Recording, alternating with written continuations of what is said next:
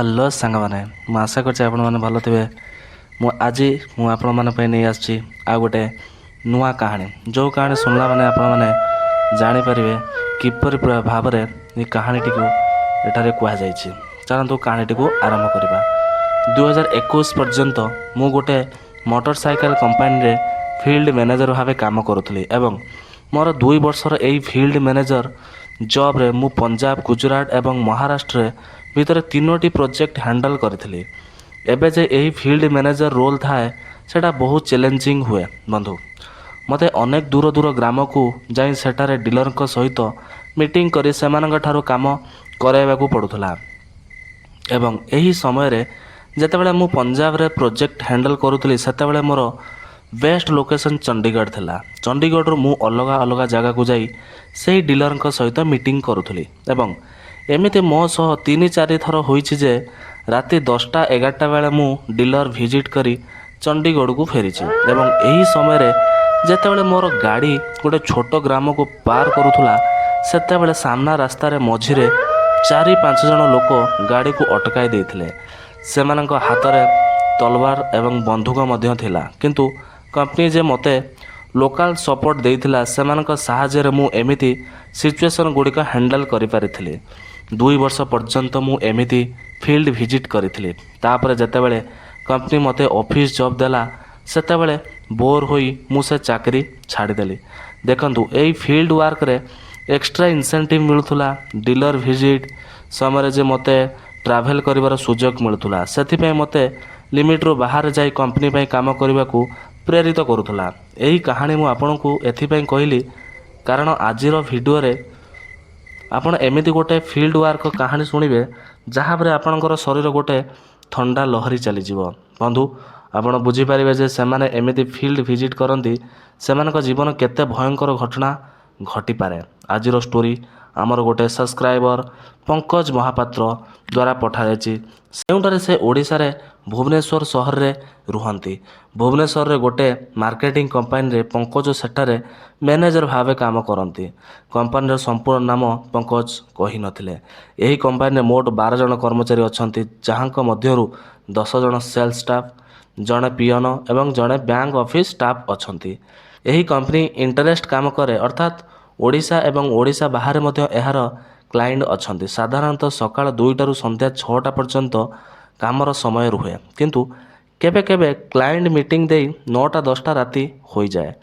Bank office ଷ୍ଟାଫର କାମ ହେଉଛି ନୂଆ ପ୍ରପର୍ଟି ଖୋଜିବା, ସେଠାରେ ଯାଇ କ୍ଲାଏଣ୍ଟଙ୍କ ସହିତ ମିଟିଂ କରିବା ଏବଂ ଡିଲ୍ ଫାଇନାଲ କରିବା। ଏବେ ସେହି ବ୍ୟାକ୍ ଅଫିସ୍ ପଦବୀରେ କାଳିଆ ମିଶ୍ର କାମ କରୁଥିଲେ।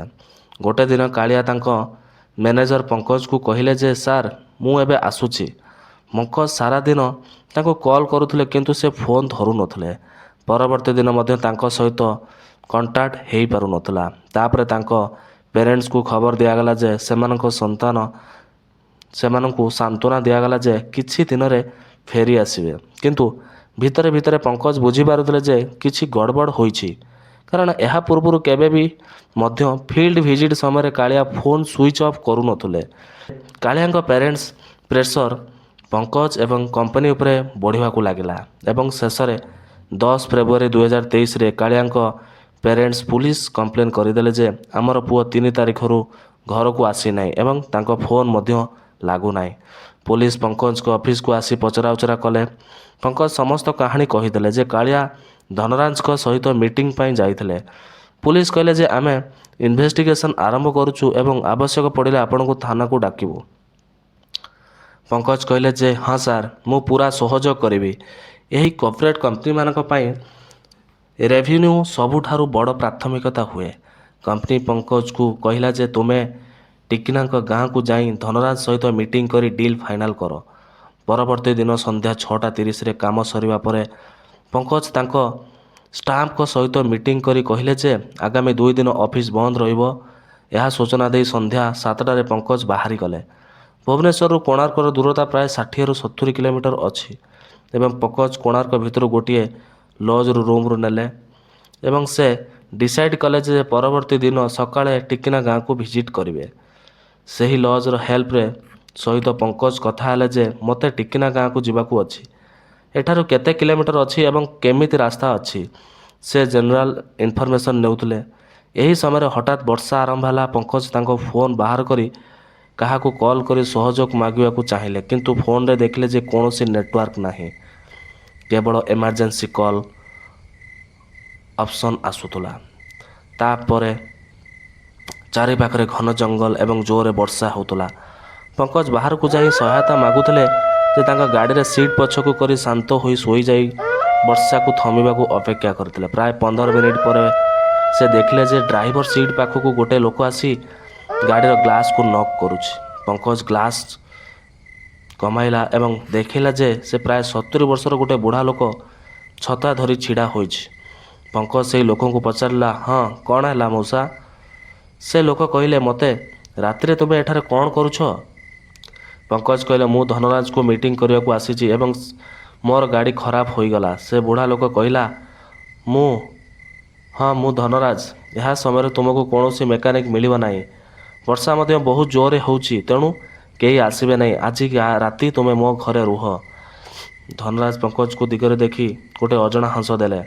ସେ କହିଲେ, ବେଟା, ଆମେ ଏହି ସବୁକୁ ଆଦତ ପଡ଼ିଗଲାଣି। ତାପରେ ସେ ଶାନ୍ତ ଭାବରେ ନିଜ ଘରକୁ ଦିଗକୁ ଚାଲିଗଲେ। ପ୍ରାୟ 300 ମିଟର ବର୍ଷାରେ ଚାଲିବା ପରେ ସେମାନେ ଗୋଟେ ବଡ଼ ବରଗଛ ପଛରେ ଥିବା ଧନରାଜଙ୍କ ଘରକୁ ପହଞ୍ଚିଲେ।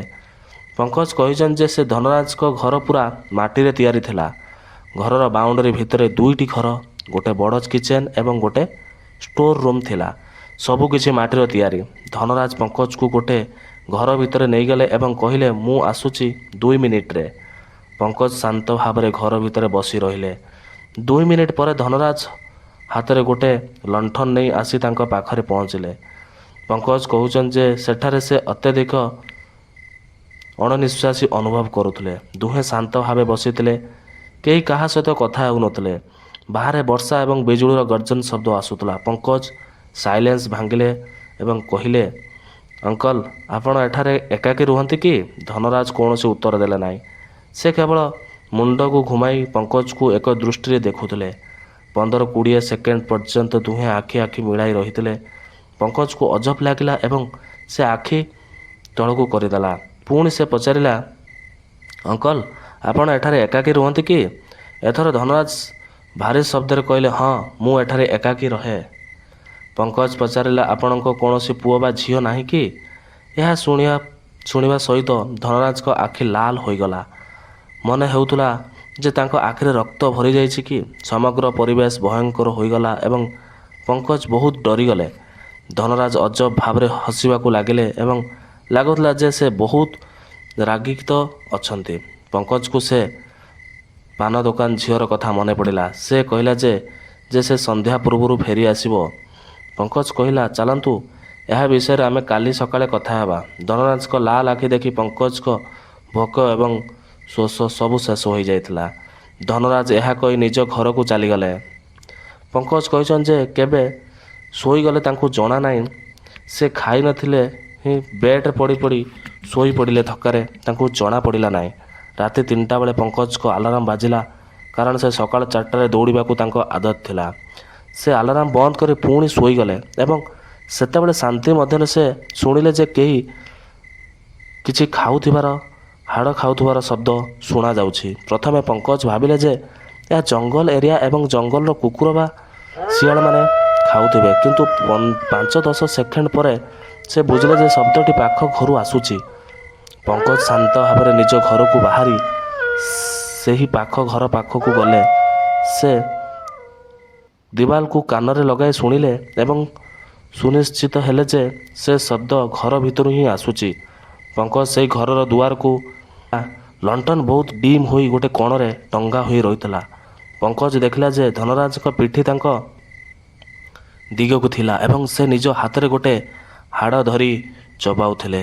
ଏହା ଦେଖି ପଙ୍କଜଙ୍କ ଶରୀର ପୁରା ଝାଳରେ ଭିଜିଗଲା। ଏଠାରେ ସେ ବୁଝିପାରିଲେ ଯେ ଧନରାଜଙ୍କ ତାଙ୍କ ଆସିବାର ଖବର ମିଳିଯାଇଛି। କିଛି ସମୟ ପରେ ଧନରାଜ ମୁଣ୍ଡ ଘୁମାଇ ପଙ୍କଜଙ୍କ ଦିଗକୁ ଦେଖିଲେ ଏବଂ ଶାନ୍ତ ଭାବରେ ସେ ପଡ଼ିଥିବା ଲାଶରୁ ମାଂସଟି କାଢ଼ି ଖାଉଥିଲେ। ଯେତେବେଳେ ଧନରାଜଙ୍କୁ ଘୁମି ପଙ୍କଜଙ୍କ ଦିଗକୁ ଦେଖିଲେ, ସେ ଦେଖିଲେ ଯେ ସେ ଲାଶ କାଳିଆର ଥିଲା। ଏହା ଦେଖି ପଙ୍କଜ ଜୋରରେ ଚିତ୍କାର କରି ତୁରନ୍ତ ସେଠାର ଜଙ୍ଗଲ ଦିଗକୁ ଦୌଡ଼ିଗଲା। ଦୌଡ଼ୁଥିଲା ବେଳେ ତାଙ୍କ ପାଦରେ ଗୋଟେ କଣ୍ଟା ପଶିଗଲା ଏବଂ ସେ ସେଇ ଭୂମିରେ ପଡ଼ିଗଲେ। ପଡ଼ିବା ସମୟରେ ସେ ଦେଖିଲେ ଯେ ଝାଡ଼ ମଧ୍ୟରେ କାଳିଆ ବାଇକ୍ ପଡ଼ି ରହିଛି। ଏହା ଦେଖି ସମସ୍ତ ଘଟଣା ବୁଝିପାରିଲେ। ପଙ୍କଜ ତୁରନ୍ତ ଉଠି ପୁଣି ଦୌଡ଼ିଲେ। ପ୍ରାୟ 100 ମିଟର ଯାଇଥିବା ବେଳେ କେହି ତାଙ୍କ ମୁଣ୍ଡରେ ଜୋରରେ ପଥର ମାରିଲା ଯେ ସେ ସେଠାରେ ପଡ଼ିଗଲେ। 4 ଘଣ୍ଟା ପରେ ସକାଳ 7ଟା ବେଳେ ପଙ୍କଜଙ୍କ ଆଖି ଖୋଲିଲା। ସେ ଦେଖିଲେ ଯେ କାହାର ଘର ଭିତରେ ଅଛନ୍ତି ଏବଂ ସାମ୍ନାରେ 2 ଜଣ ଯୁବକ 5 ଜଣ ମହିଳା ଛିଡ଼ା ହୋଇଛନ୍ତି। ତାଙ୍କର ମୁଣ୍ଡରେ ପଟି ବନ୍ଧା ହୋଇଥିଲା। ପଙ୍କଜ ସେମାନଙ୍କୁ ପଚାରିଲା, ମୁଁ କେଉଁଠି ଅଛି? ଆପଣମାନେ କିଏ?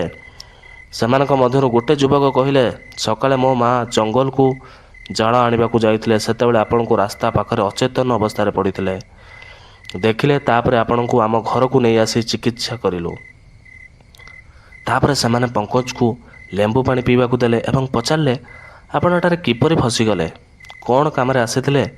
ପଙ୍କଜ ସମସ୍ତ କଥା କହିଲେ ଯେ ସେମାନେ ଏହି ଜମି କିଣିବାକୁ ଆସିଥିଲେ। ଏହାପରେ ସେମାନେ ଯାହା କହିଲେ ଯେ ସେଥିରେ ପଙ୍କଜଙ୍କ ମଣିଷକୁ ଝଟକା ଲାଗିଥିଲା। ସେମାନେ କହିଲେ, ସେ ଧନରାଜ ବୁଢ଼ା ତୁମକୁ ଧୋକାରେ ଏଠାକୁ ଡାକିଥିଲା ଜମି ବିକ୍ରି କରିବା ନାମରେ ଏବଂ ତୁମେ ତାଙ୍କ ଜାଲରେ ପଡ଼ିଗଲ। ସେଠାରେ ଥିବା ଗୋଟେ ମହିଳା କହିଲା, 20 ବର୍ଷ ପୂର୍ବରୁ ଧନରାଜ ତାଙ୍କ ପରିବାର ସହିତ ଏଠାରେ ରହୁଥିଲେ। ତାଙ୍କର 2 ଜଣ ପୁଅ ଏବଂ ଗୋଟେ ଝିଅ ଥିଲେ। ଝିଅର ନାମ କବିତା ଥିଲା। ଧନରାଜଙ୍କ ସ୍ତ୍ରୀ ଆଉ ଜଣେ ପୁରୁଷ ସହିତ ପଳାଇ ଯାଇଥିଲେ। ତାଙ୍କ 2 ଜଣ ପୁଅ ବହୁ ସ୍ୱାର୍ଥପର ଥିଲେ। ଯେତେବେଳେ ଧନରାଜ ଅସୁସ୍ଥ ହୁଅନ୍ତି ସେତେବେଳେ ତାଙ୍କ ଝିଅ କବିତା ତାଙ୍କ ସେବା କରୁଥିଲା। ପୁଅମାନେ କେବେ ମଧ୍ୟ ଧ୍ୟାନ ଦେଉନଥିଲେ। ଗୋଟେ ଦିନ ଧନରାଜ ବହୁତ ଅସୁସ୍ଥ ହେଲେ ଏବଂ ସେ ନିଜ ସମସ୍ତ ସମ୍ପତ୍ତିକୁ ଝିଅଙ୍କ ନାମରେ କରିଦେଇଥିଲା। ଏହା ଜାଣି ତାଙ୍କ ପୁଅମାନେ ବହୁତ ରାଗିଗଲେ। ସେମାନେ ଧନରାଜଙ୍କ ସହିତ ଝଗଡ଼ା କରିବାକୁ ଲାଗିଲେ ଏବଂ ତାଙ୍କୁ ନିର୍ମମ ଭାବରେ ଯନ୍ତ୍ରଣା ଦେଲେ। ସେମାନେ ପ୍ରଥମେ ତାଙ୍କ ନଖ ଉପାଡ଼ି ଦେଲେ, ପରେ ଆଖି ପୋଡ଼ିଦେଲେ ଏବଂ ଶେଷରେ ତାଙ୍କୁ ହତ୍ୟା କରିଥିଲେ। ତାଙ୍କ ମୃତଦେହ ସେମାନେ ସାମ୍ନାରେ ଥିବାରୁ